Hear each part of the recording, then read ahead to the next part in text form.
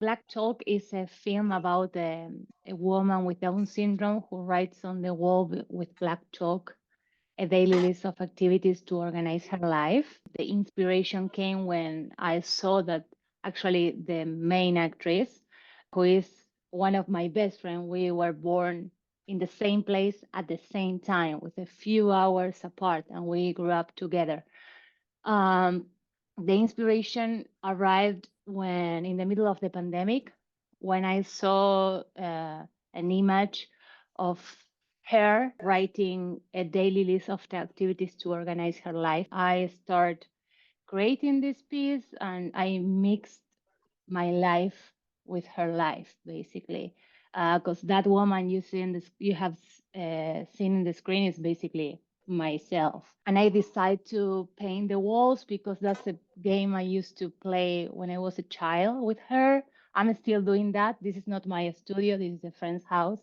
I'm not in London right now, but my studio is like that. It's full of walls written with ideas, projects, and things that organize basically my life and help me to maintain my sanity. Black Talk Intimacy is an exhibition that delves around, of course, the intimacy of my mind and everything that I have explained, and also around this film. So basically, I use the materials of the film and also the themes of the films to create the sculptures and the chalk walls so you can complete the piece.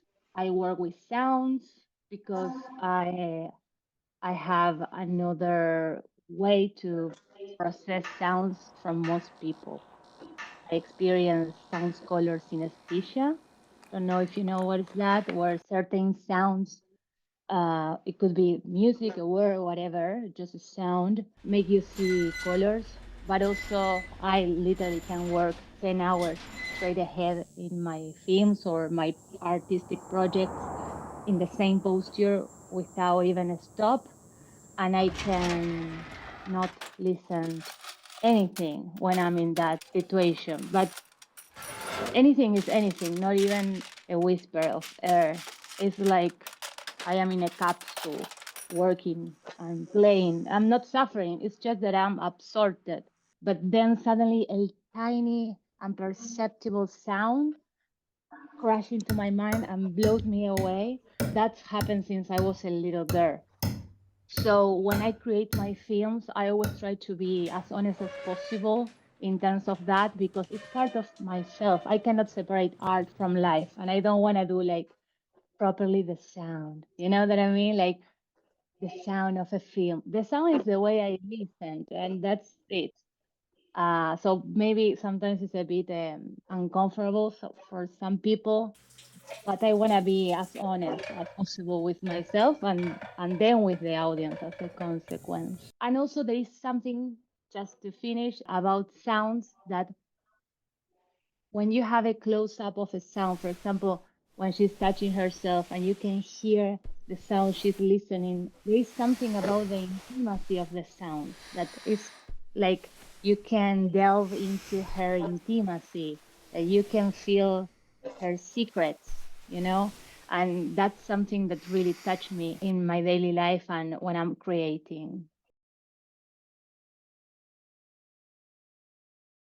Explanations kill art, right? Rather than explain, I prefer to expressing. I create sculptures that basically are melted, soaked, hanged, and plugged. These are the universe of black chalk. This is the way I feel. I sometimes feel exhausted because I don't fit in this kind of system that you have to be productive. The sculptures are part of myself. I mean, I'm also happy and I enjoy my life, but this is an part, a very important part of myself too, and I have to play with that. Otherwise, it's gonna be really, really painful. Sorry, I hear kind of echo, and my English muscle is start to feel confused. Electricity is such a theme in our contemporary life, right? We are all plugged and tired and melted and exhausted and worn out. but also we have to keep being plugged. At least I'm talking for myself. That's the way I feel sometimes.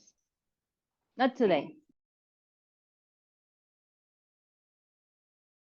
I think it's a deer. I was walking in upstate New York and I found that. I'm not gonna tell you, oh, the creative process is about like sometimes ideas pop up and I saw it and I saw the sculpture. Being alone and walking is the best you can do for creativity. And you can find a lot of things. Not just like piece of bones in the middle of the forest, but also you can really hear yourself and give you the space to to understand what's going on in your inner world. There are some accidents and the accidents are intertwined with your ideas always. I don't kill any animal. I want to be clear with that. I'm vegan. I don't kill anyone. My films now belongs to the Public Library of Congress of Argentina. So all my artwork is there available for society. Joy, which is my last film, was screened in the public library in a special screening with Pedro Almodóvar, the Spanish film director. And that was like, yeah, what? Really? I'm a big fan of Charlie Chaplin, and I had a very dark childhood, and very sad childhood, like surrounded by violence and from my parents, and like very dark. And Charles Chaplin basically saved my mind because I used to lock in the room and watch Charles Chaplin. Turn the volume very up to just immerse in his universe. And I used to fall asleep watching Charles Chaplin, and I love him. I'm super thankful with him, and I also feel that his humor and the clownish living really mark my life. And I sometimes do something in my daily life, and I have him by my side. So that's why the film finished watching Charles Chaplin and falling asleep. And also the film is the immigrant, and I'm such an immigrant. So it was like, hey, hey, I'm gonna put you here. Fernanda, the actress, lives in Argentina. That house was the house of my partner's grandmother that was going to be demolished. And of course, I tuned it and I did the art direction to make it even more cinematic. She is drinking mate, which is like a typical, it's out like your American coffee, like your regular coffee. Well, people have mate.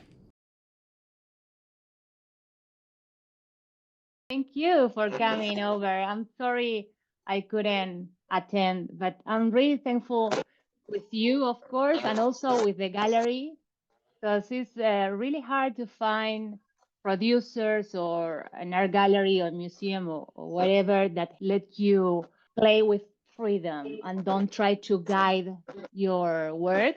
And I felt super good working with you in the gallery. I'm very thankful for the space, for and for the freedom, which is one of the most important things for the creativity.